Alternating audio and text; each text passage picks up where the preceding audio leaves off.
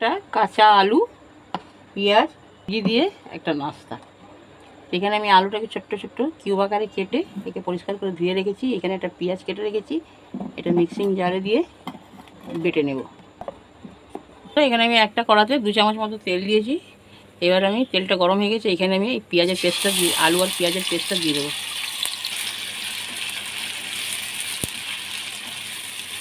পেঁয়াজ আলুর পেস্টটা ভাজা ভাজা হয়ে গেছে। এখানে আমি হাফ বাটি সুজি নিয়েছি, এটা দিয়ে দেবো।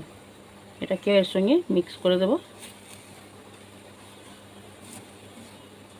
আমি ওই মাপে যতটা সুজি দিয়েছি ততটা জল দিয়ে দেবো। এখানে চিলি ফ্লেক্স দেবো, স্বাদ মতো লবণ দেবো।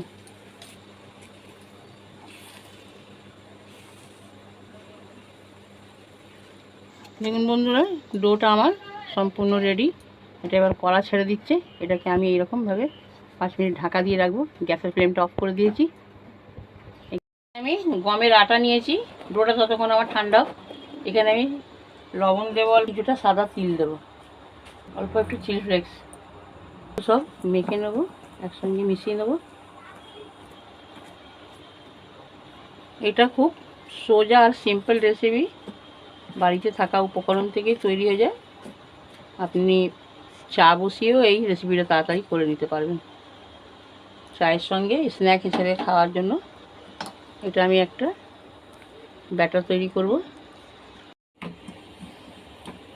ডোটা আমার ঠান্ডা হয়ে গেছে। এবার আমি এখান থেকে অল্প করে পজিশন নেব, এরকম করে গোল একটা বলের মতো তৈরি করে নেব।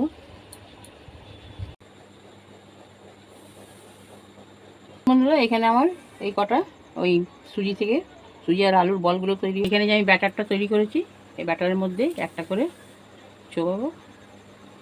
আর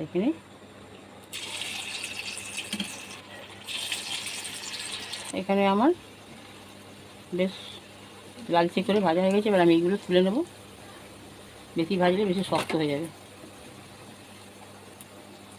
এখানে আমার সবগুলো তৈরি হয়ে গেছে, আপনাদেরকে সার্ভ করে দেখালাম। এবার আমি এই জিনিসটার নাম দিচ্ছি ক্রিসপি সেমোলিনা পটেটো বলস। তো এখানে দেখুন কত সুন্দর কুরকুরে হয়েছে একেবারে। হ্যাঁ, জিনিসটা খেতেও দারুণ লাগছে দেখুন।